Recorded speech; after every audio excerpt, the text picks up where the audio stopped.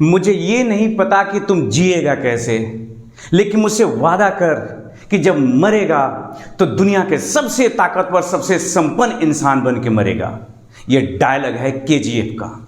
इस डायलॉग को हकीकत रूप में जीने वाले वैज्ञानिक फैराडे, वह फैराडे जिनका जन्म तो एक बेहद ही गरीब परिवार में हुआ, जिसमें खाने के भी लाले थे, लेकिन जब वो मरे तो पूरी दुनिया का मस्तक झुक गया। साइंस को जानने वाले चाहे देश कोई भी हो, उन्हें लगा कि कुछ उनका अपना छीन गया, उन्होंने कुछ खो दिया, बहुमूल्य चीज खो दिया।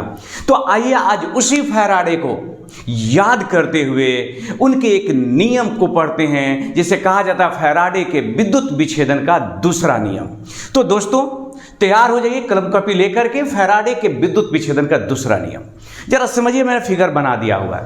फैराडे के विद्युत विच्छेदन का दूसरा नियम कहता है कि 2 4 10 20 50 को जितना भी आपके पास वैद्युत अपघट्ट है, इलेक्ट्रोलाइट्स है, सबको जोड़ दो, लेकिन ध्यान रहे सीरीज में जोड़ना है। एक बार फिर से कह रहा हूं, ध्यान से सुनिए। आपके पास 2 4 10 20 50 जितने भी इलेक्ट्रोलाइट्स हैं, वैद्युत अपघट्ट है, सबको जोड़ दीजिए, आपस में जोड़ दीजिए, लेकिन सीरीज में जोड़ दीजिए। इससे क्या होगा कि सबसे समान मात्रा की विद्युत धारा प्रवाहित होगी। तो हमने 2 वैद्युत अपघट्ट लिए हैं, 2 इलेक्ट्रोलाइट्स लिया हुआ है। एक लिया है CuSO4 और एक लिया है AgNO3 माने सिल्वर नाइट्रेट और कॉपर सल्फेट का सॉल्यूशन है। इनको जोड़ दिया है हमने सीरीज में। अब जरा क्या कहता है, जरा देखिए इसके बारे में, फैराडे का विद्युत विच्छेदन का नियम। तो ये नियम कहता है कि जब 2 या 2 से अधिक वैद्युत अपघट्ट को आप सीरीज में जोड़ देते हैं तो, और जब इसे समान मात्रा की विद्युत धारा प्रवाहित करते हैं, तो होता यह है कि इलेक्ट्रोड पे जो पदार्थ इकट्ठे होते हैं ना दोस्त, वह पदार्थ कितनी मात्रा में होगा, तो उसके तुल्यांकी भार, जो इसमें जो आपका इलेक्ट्रोड है जिस सब्सटेंस का, उसके तुल्यांकी भार के समानुपाती होगा, इक्विवेलेंट वेट के समानुपाती होगा। अभी तुल्यांकी भार आ गया, इक्विवेलेंट वेट शब्द आ गया, तो उसको बताते हैं, लेकिन पहले जो नियम है उसको लिखते हैं। एक बार फिर से समझिए, 2 या 2 से अधिक वैद्युत अपघट्ट को जब आप सीरीज में जोड़ते हैं, उससे समान मात्रा की विद्युत धारा प्रवाहित करते हैं, तो इलेक्ट्रोड पे कुछ पदार्थ इकट्ठे होते हैं, मुक्त होते हैं, वहां डिपॉजिट होते हैं। कितनी मात्रा में मुक्त होते हैं, इसी से संबंध है आपका फैराडे के विद्युत विच्छेदन का दूसरा नियम। तो ये नियम कहता है, यहां नियम में लिख देता हूं,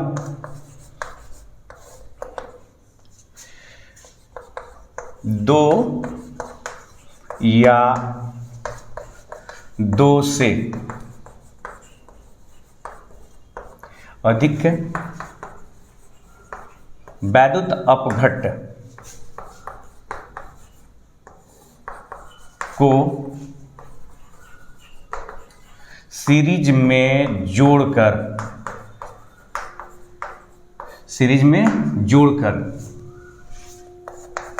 जब उससे समान मात्रा की विद्युत धारा प्रवाहित की जाती है,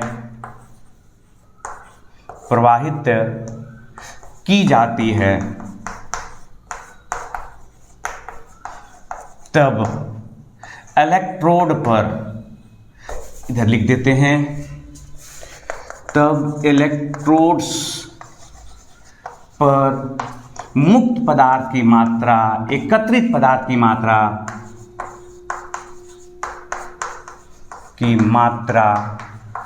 उसके तुल्यांकी भार, जो इलेक्ट्रोड है ना, उसके तुल्यांकी भार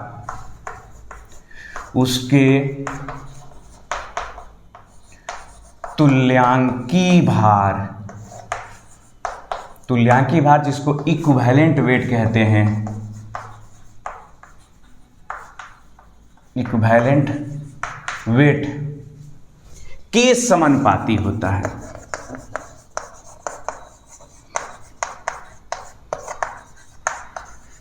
जरा इस नियम को दोस्त समझते हैं एक बार फिर से। आपके पास 2 वैद्युत अपघट्ट हैं, CuSO4 और AgNO3, दोनों को आपने सीरीज में जोड़ा। नियम कहता है कि अब आप अगर जानना चाहते हैं कि इस पर कॉपर कितना मुक्त हुआ, तो आपको यह पता लगाना होगा कि कॉपर का जो तुल्यांकी भार है वो कितना है। अगर कॉपर का तुल्यांकी भार ज्यादा है तो कॉपर ज्यादा मात्रा में डिपॉजिट होगा, ज्यादा मात्रा में प्राप्त होगा। कॉपर का तुल्यांकी भार कम है तो उस जो कॉपर जो इलेक्ट्रोड पे इकट्ठा होगा वो कम मात्रा में होगा।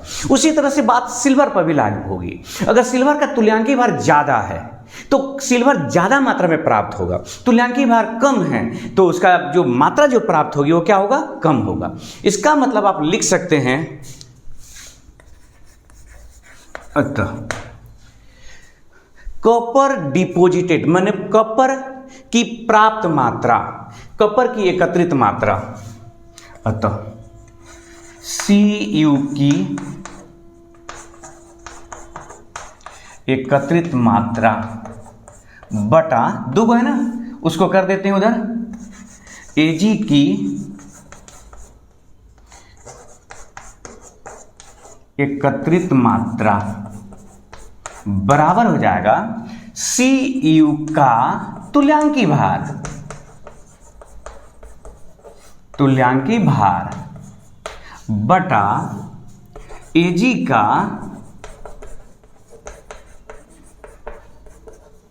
तुल्यांकी भार।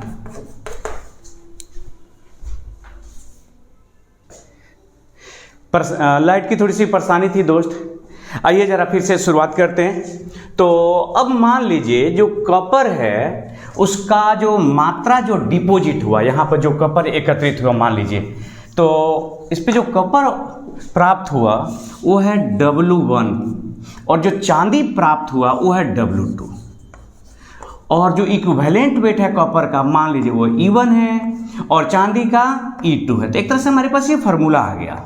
जरा ये देखिए, आप मल्टीप्लाई कर सकते हैं, क्रॉस मल्टीप्लिकेशन कर सकते हैं। अब है कि तुल्यांकी भार, ये जरा समझना मुश्किल हो रहा है।